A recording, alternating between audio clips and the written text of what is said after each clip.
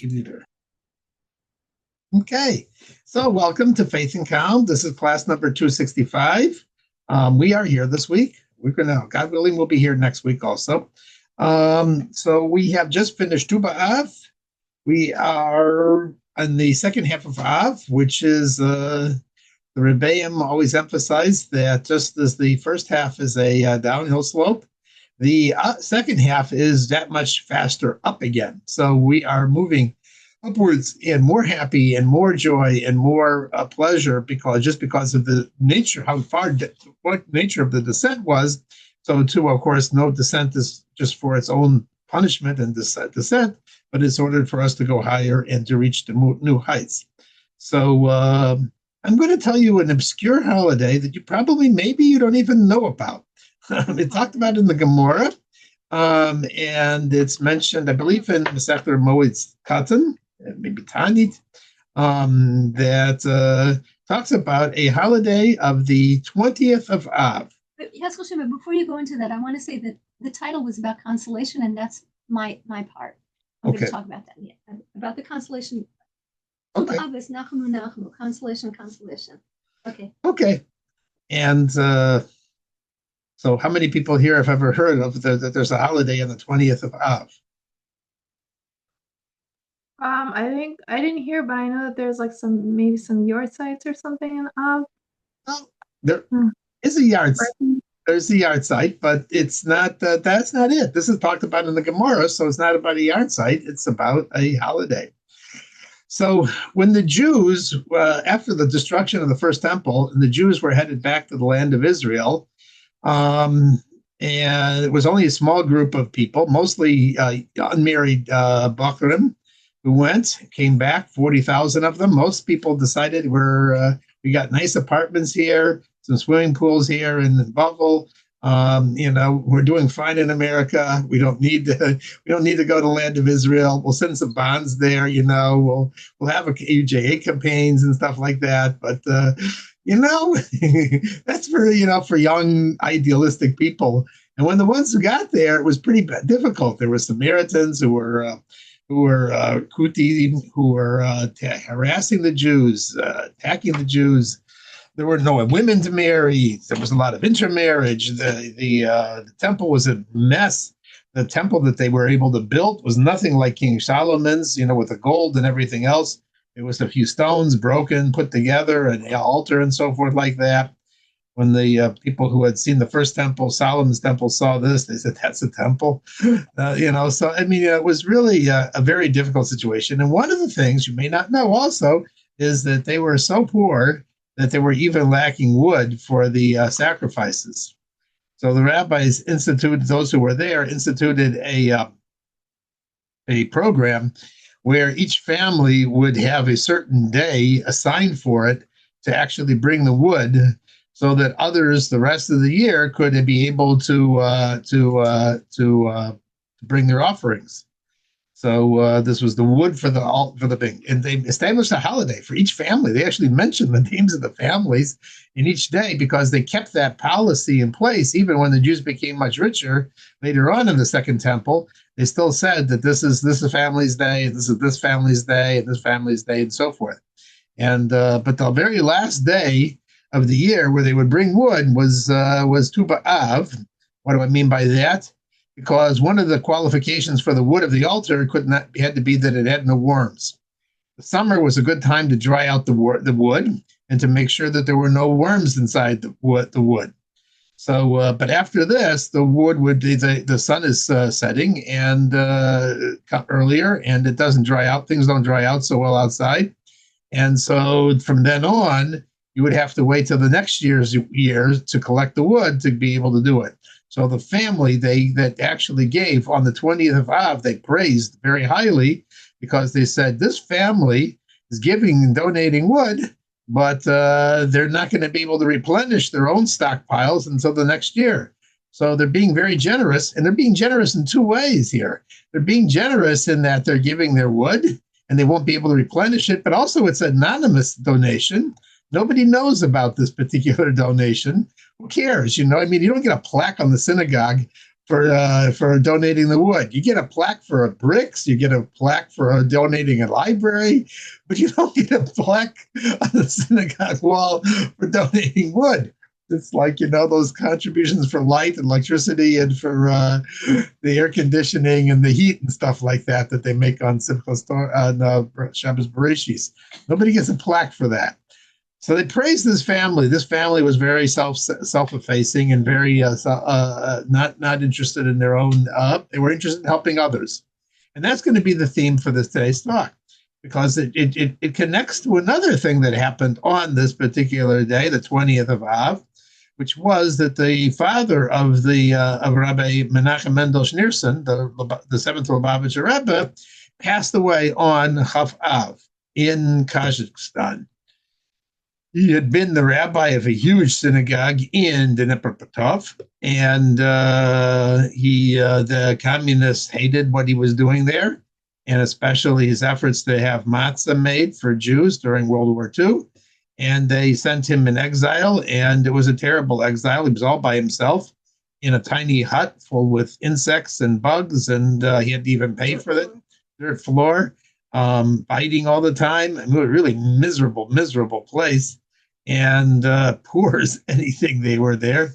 And, he was sent to exile in that area. And he passed away during World War II, like 1944, there, because he was extremely ill and there wasn't much medical facilities, and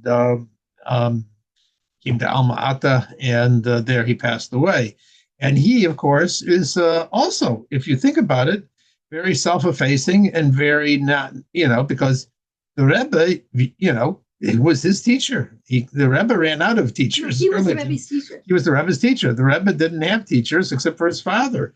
He ran out of other teachers. So, but everything that we get from the Rebbe is largely, the Rebbe emphasized that, this is where I get a lot of my Torah from. And when we, so he was also extremely self-effacing. And this idea of being self-effacing, of not looking for your own ego, is a very powerful thing. And I'm going to explain this in an interesting essay that I read right before Shabbos by Rabbi Shlomo Izagui, who's the Chabad Shliach in Palm Springs, Florida. I looked him up. And he said the following. He says, Chassidus always emphasizes this idea of bittul, of not being an arrogant person, and he brings two stories about it. The first story he brings is about a guy who was constantly complaining that everybody was, wherever he went in the shul, people were stepping on him. And they came to his Rebbe, I think it was the Baal Shem Tov, and he said, Rebbe, wherever I go, people are stepping on me. No, the Maggid. And the Maggid said, if you don't spread yourself out everywhere, then people won't be stepping on you everywhere. Meaning that if you're the reason why you feel that you're being encroached on everywhere is because you think like you're the owner everywhere in the shul, and that's a problem.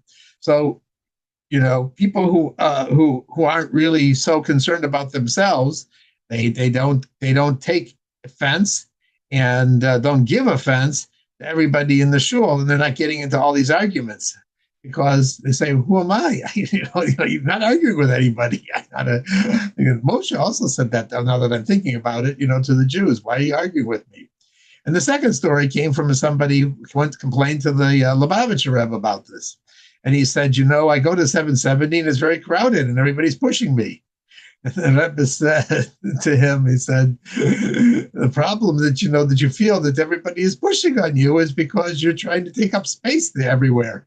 So if you're not taking up space, then you don't worry about people pushing you. It's not a Hasidic attitude.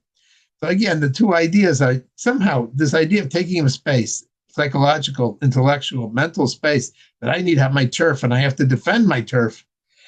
It's where all these political battles come from, all these fights come, and all these arguments come, and everything else. Because if you're not, that you're connected to something bigger than you, then you're not getting into that fight. And what Rabbi Izagui connected it with, which was an interesting idea, which is today in the area of physics. So we see that this is actually physically true. There are two classes of subatomic particles. Don't lose. Don't get lost on this one here. Don't panic. Don't panic. We're going to teach you a little bit about quantum electrodynamics here. There are particles that make up the physical substance of the universe. You probably heard about them. Electrons, neutrons, protons, those all take space. They all have a certain identity associated with them. They're the building blocks of all of existence, of all matter, of all stuff. Right. Technically, they're called fermions. So that's that class of items. Now, the interesting thing about these things that make up the physical universe, is that they can't be in the same place at the same time, because physically, you can't have two things physically in the same place at the same time in the same space. Actually, there's 4 properties associated with them: the mass of it, the spin of it, the charge of it, and the charm of it, also referred to as the weight. So these 4 properties have to be different for each. The charge, right? If they have opposite charges, then they're okay. They're okay. That that right. So electrons can occupy the same orbital if they have opposite charges. So that's called the Pauli charges. So that's called the Pauli exclusion principle. Wow. Now you learned something very, very technical here. So anyway, that's the nature of the physical world. The physical world and its building blocks. It has to have its own space. Everybody who has an identity you have to be yourself. You have to be you. I have to be me. And we're made up of all sorts of different things, and that's how we break out the whole world. The physical world has that property.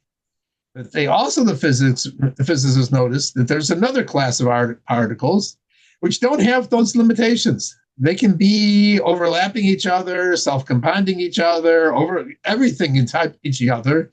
And these are called baryons. No, these are called what are they called? I thought electrons was the only thing. Bosons. I think protons had Bosons. So there's the W boson, the Z boson. There's something called the virtual photon. There's something called gluons and so forth. Yeah, I know, gluons, Post-it notes. That's like So there's these other kinds of things in the subparticle zoo that they don't have to behave those ways. They can affect things from a distance instantaneously. They don't have to take time to go from one place to the other.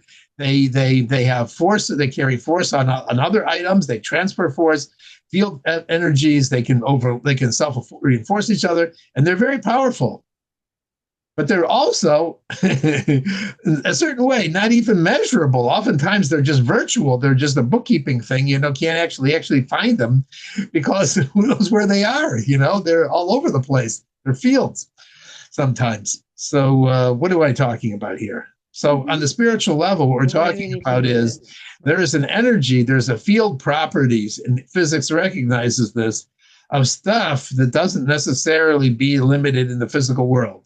Its whole job is to affect the physical world. When 2 electrons exchange or interchange virtual photons, they cause a force between each other. So they actually are, you can measure the effect in the electrons. You can measure the effect on the different particles, but you can't measure these things directly. You always measure them in the physics world indirectly. So what is that? I think that's very clear. There are spiritual energies. There are fields, there are energies that actually are the driving force and more powerful than the actual physical world. However, this world is made out of physical stuff. You can't make a world out of just spirituality. You have to have physical stuff. So the 2 parts go together. There is the spiritual energy, that's what I'm calling it, that makes and affects and drives and energizes the physical world. And then there is the actual events and the things of the physical world. And that is understood very simply and very directly in contemporary modern physics. And for what it means for us is that 2 people who sometimes you think that, being in a partnership with somebody else, they're always infringing on you because they have different ideas. They have a different space. They have a different idea. They see things differently. They understand things differently. And it's hard to get people to all work together and to accomplish things. And you think, maybe I'll just do it all by myself. Nobody will be bothering me. I'll take my care of myself. I fool myself. It's much simpler. You don't have to consult anybody. You don't have to get a vote. You don't have to convince anybody. You just get it done. Do you know what you find? Good organizations and good people and good people and so forth, they find that there actually is an energy that's released when you actually are cooperating and organizing and working with somebody else, and you actually get more than you would. And that's what Havrusas certainly find, is that learning with somebody and having a debate with somebody and arguing back and forth, you actually understand the material better than anyone else. And it's also the same thing in business and partnerships and everything else in this world. But I think it's a very important lesson, because the temple was destroyed because of Schinas Chinam and causeless hate and everybody wanting to see it their own way and so forth. And one of the things that we are trying to learn here is we're trying to repair the temple, get ready for Rosh Hashanah, Yom Kippur. The holidays are coming up eventually. And so we have to figure out, how do we cause more unity and more unification among the Jewish people? And with that, we cause more, we can accomplish much more too, especially against our enemies who are having a field day with us right now. Okay, and then I will hand over the microphone to my wife. I don't understand what the point of learning all that physics was. Just about taking up space? Some people are actually or that you have to coexist and make peace. Yes, you have to coexist and make peace, because that's really what makes that brings the energy together. So we're trying to use the physics and what they did. The fundamental reason that nobody's arguing about. They say, "No, I don't know spirituality. I don't know about God." Blah, blah, blah, blah. Hey, physics says maybe you don't understand that. Physics says the energies that you see when you are not so much focused on your own identity, your own space, your own momentum, your own trajectory, but rather you're able to work and harmonize with other people, you actually tap into an energy which is greater and more powerful than the ones that you're actually able to on your own.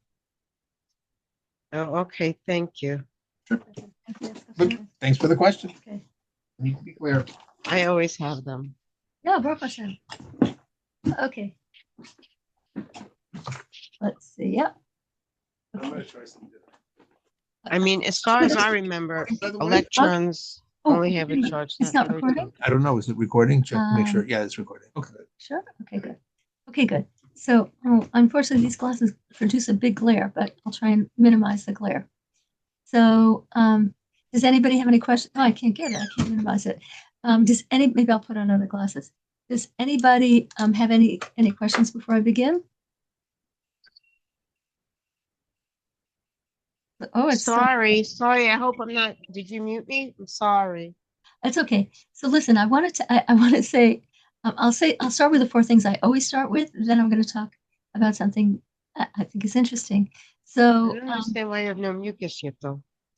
No, what? Okay. No. I was talking to my patient. I'm sorry. Okay, I thought you muted me. Sorry. Okay. So anyway, so I muted you. So I'm going to start with the 4 things I always start out with. Number 1, we're in an extraordinary time. The Lubavitcher Rebbe, who was never wrong about any public pronouncement, said that we're in the unfolding of the redemption. And number 2, each one of us we're here, we're alive at this moment because we have a critical role to play, each one of us. Number 3, we were given all the tools that we need to navigate this time. We have the Torah, which is our guidebook, and we have the mitzvahs, which are our power tools. And as I often like to say, there's nothing more transformative in a good way for a human being than the mitzvahs. They're incredible. And number 4, by learning about Mashiach and redemption, we're actively advancing it. The Rebbe says there's nothing that advances Mashiach faster than learning about it, learning about the times. So I want to say that for somebody who's giving a faith and calm class, I had such a frenetic afternoon. I was so stressed out, and first of all, I was stressed out because I have a lot to do in one short period of time. But I was also I was super stressed out about something. I was super stressed out about this ridiculous, silly this thing. I bought a sheitel in a hurry, and and I've already taken it to be cut twice, and it doesn't look normal. I can't get this thing to look normal, and I spent a lot of money on it, and it's very, very, and so I keep trying to do things on my own to make it look normal and to make it look normal on me. And don't ask me why. I have a million things to do today. I have to pack. I have to do a million things, and I picked today to put it on again, and rethink it. And it made me so stressed out. It was unbelievable. And I was thinking, okay, it's stressful. It's stressful to spend a tremendous amount of money on something that makes you look ridiculous. It is very stressful, but um, but it made me unusually stressed, like unusually. And then I thought, you know what the problem is, Shalom Hudis? The problem is that you're doing. It's an okay activity to try and make this thing work out. It's absolutely fine. It's an okay activity, but you're doing it at the wrong time.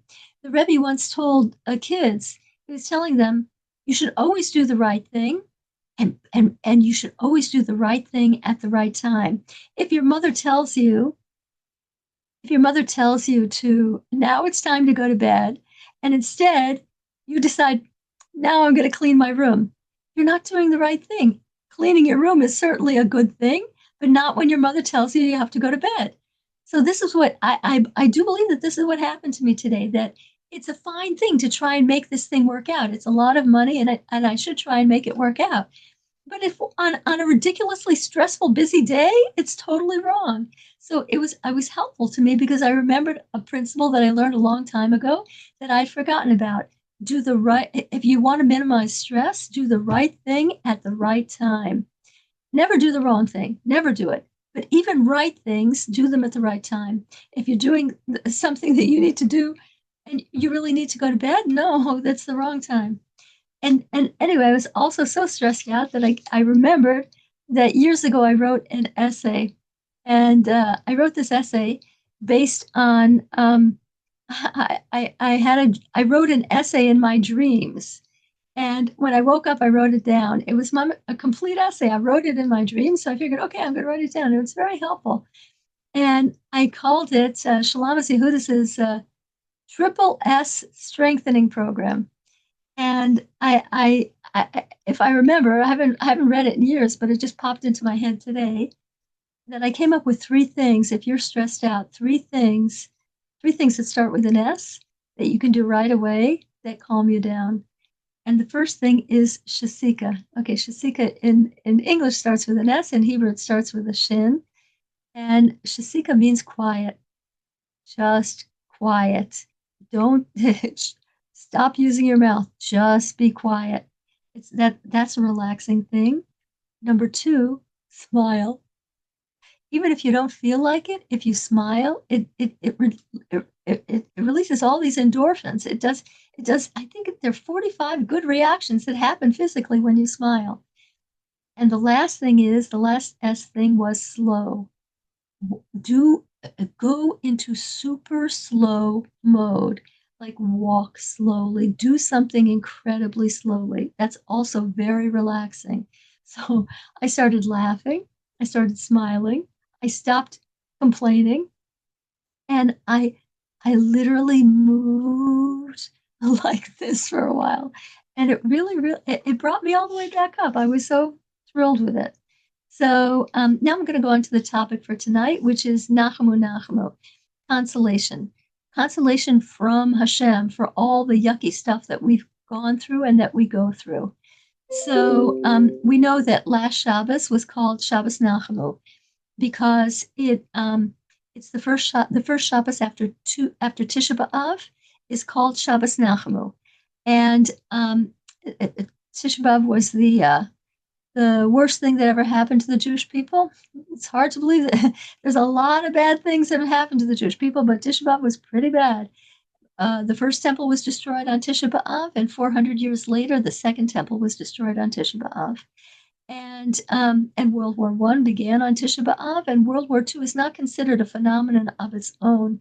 It's considered a continuation of, it was really a continuation of unfinished business from World War I. So World War II, whatever. So the whole thing, World War I began on Tisha B'Av.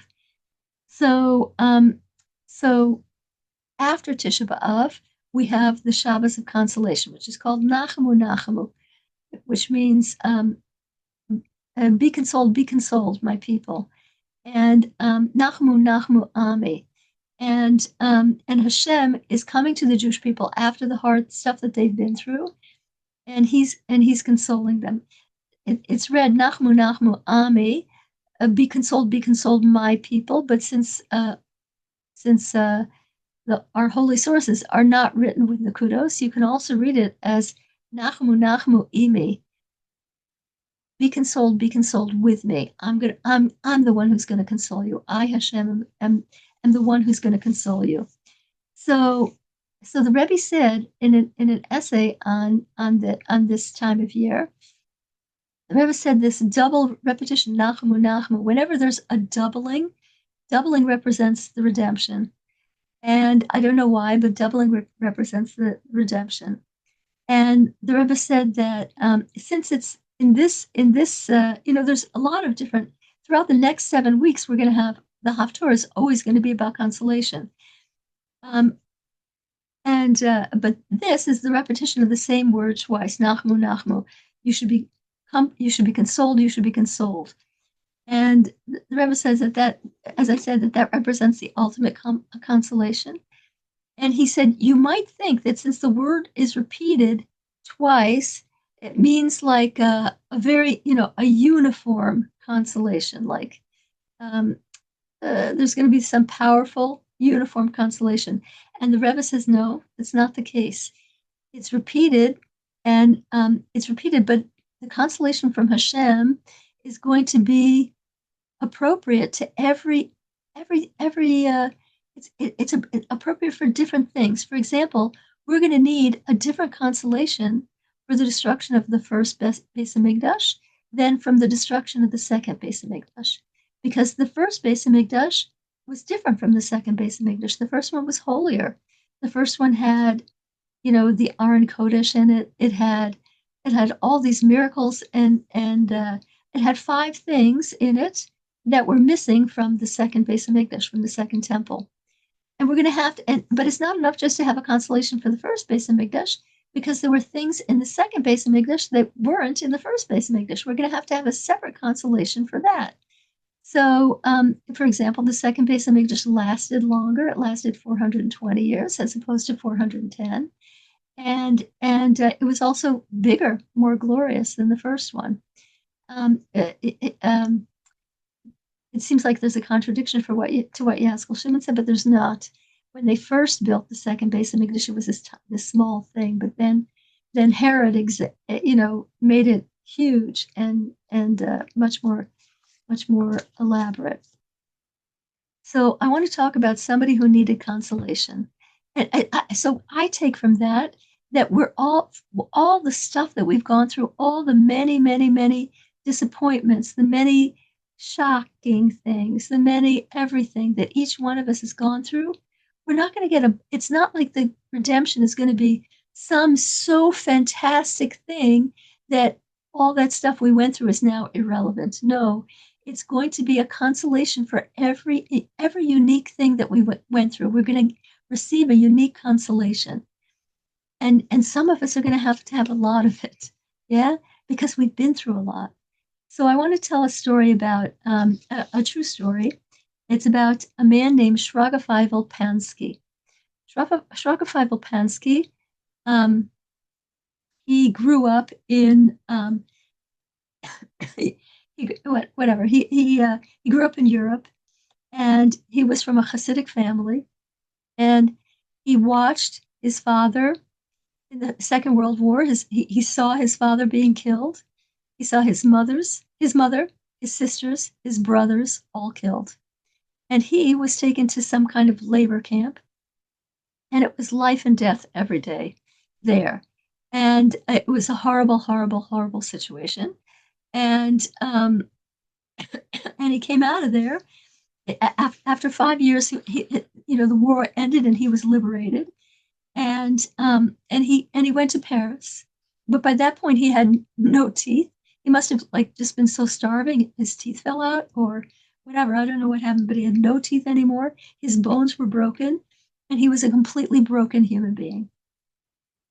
So he was released, and he made his way to Paris, and there he worked for, I believe, he worked for a laundromat, and with the little money he made, he saved up and he bought a motorcycle. And what would he do? He would ride the motorcycle in the streets of Paris every night, and he secretly hoped that somebody would run him down and kill him. That's what he hoped, because he didn't like life at all anymore. And it's interesting that while he was in the camp, he tried hard to live from day after day when his life was genuinely threatened. But now that he's a free guy in Paris, he's secretly hoping to die. So anyway, one day while he was there, he went to the barber. He always went to this particular barber, a Jewish guy. Jewish guy knew his story, and while he's cutting Shraga Feivel's hair, somebody rushes in, opens the glass door and rushes in, and says to the barber, "I have yahrzeit. I have yahrzeit. I need to make a minyan. I need your help. I need to make a minyan." And the barber knows that, and Shraga Feivel is sort of like pretending that he doesn't know what a minyan is, that he doesn't know what Kaddish is, he doesn't know anything. But the barber knows who he is. He knows already his customer, and he says, "Shraga, minyan, Kaddish, let's go. I'm going to finish up your haircut, and we're going to go. We're going to go help this minyan." And Shraga said, "No way, no way. I'm not going. I'm not going. Forget it. You can just forget it right now." Because he had dropped every ounce of Yiddishkeit. He had dropped it completely, and he was so angry with Hashem, and he's angry with everything. But the barber wasn't going to be put down, and the barber took his scissors and said, jokingly, "Shraga, I have the scissors. If you don't come, I'll stab you." And the guy who had yahrzeit, he also started begging, "Please, please, I really need this, please, please." So Shraga is a nice guy, and he's a nice guy, and he said, "Okay, but listen, I'm not putting on a yarmulke. I'll be there, but I'm not going to wear a yarmulke. You got that?" And they said, "Fine, just come."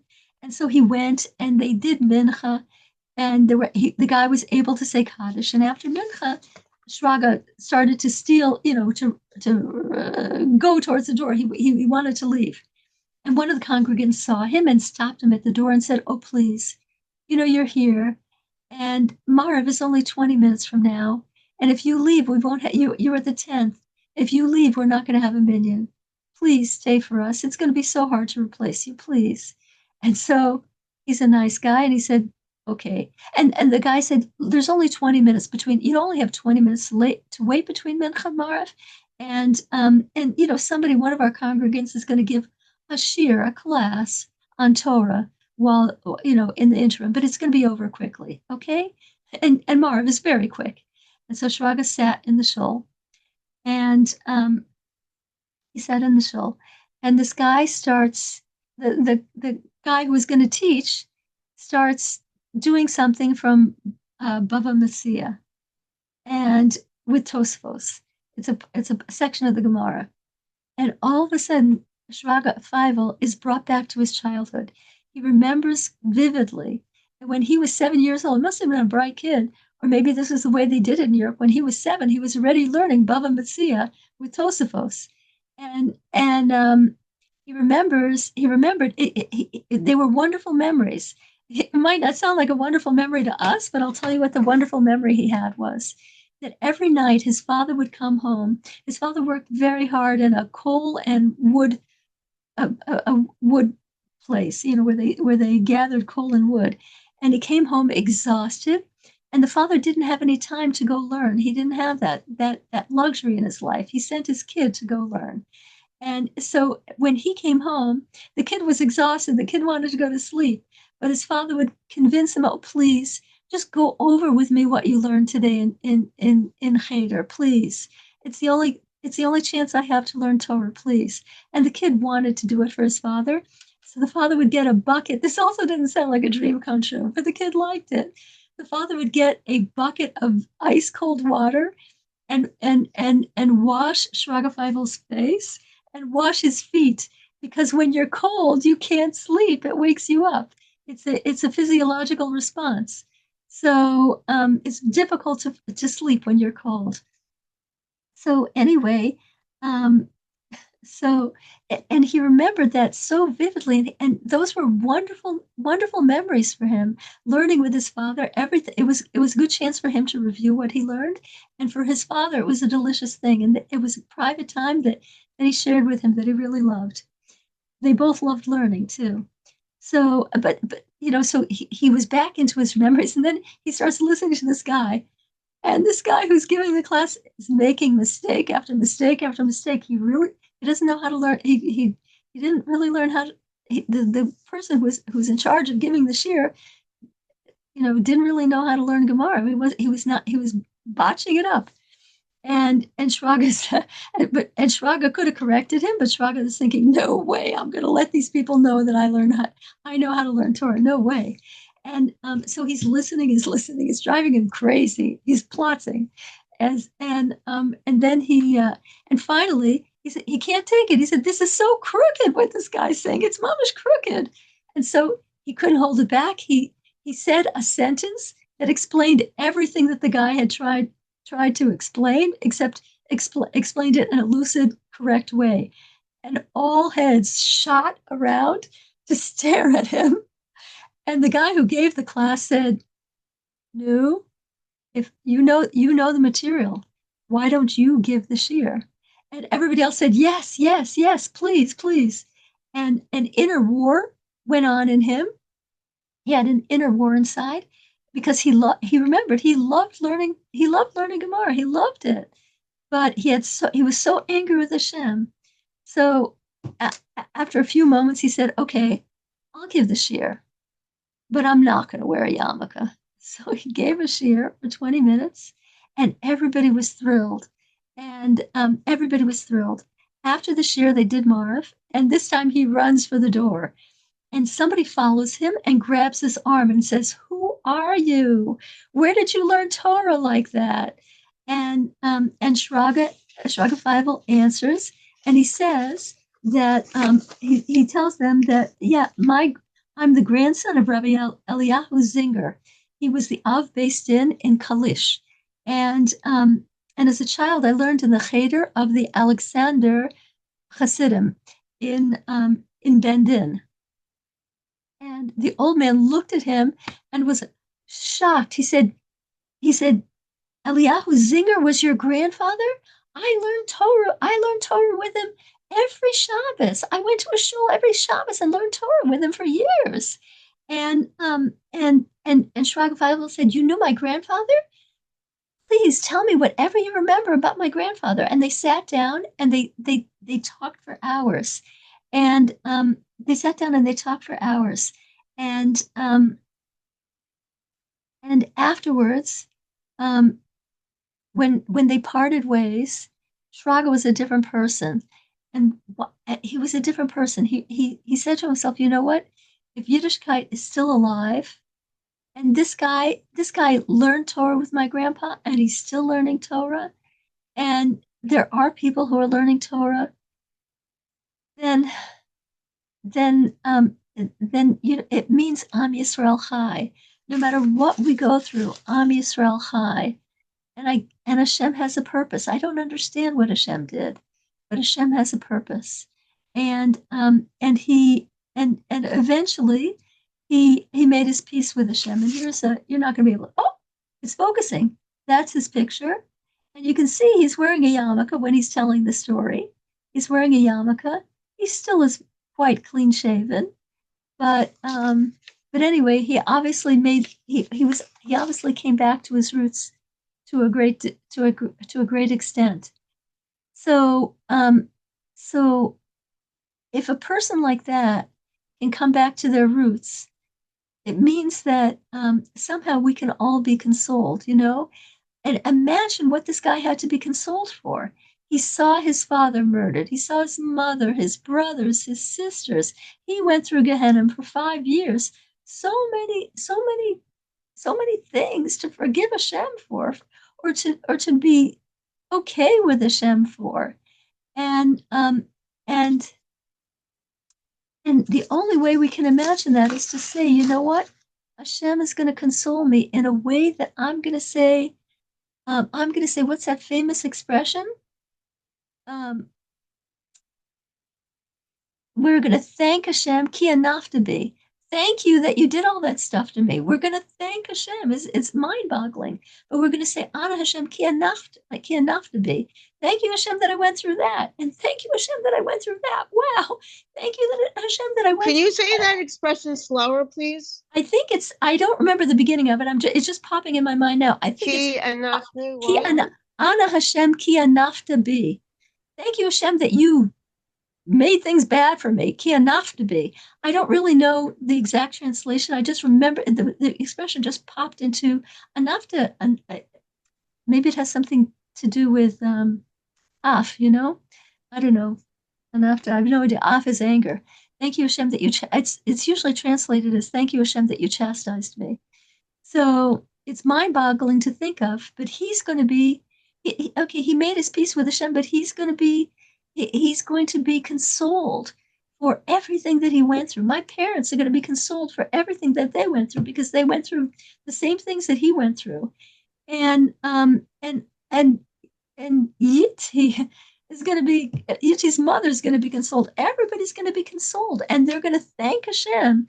They're going to see. They're going to see with different eyes, and they're going to thank us. We're going to thank Hashem for everything that we went through, and that's the consolation. Like the consolation is to know that, and to know that we don't see with Hashem's eyes, and there are all sorts of energies in this world, as Yehezkel Shimon was saying, and in Mirz Hashem, we should see the unique consolation for each one of our patches, for each one of our individual ailments, individual disappointments. And we're going to say, and we are going to say, Ana Hashem ki anaftabi. So anyway, I'm going to end the class. I'm going to stop the recording. And if anybody has a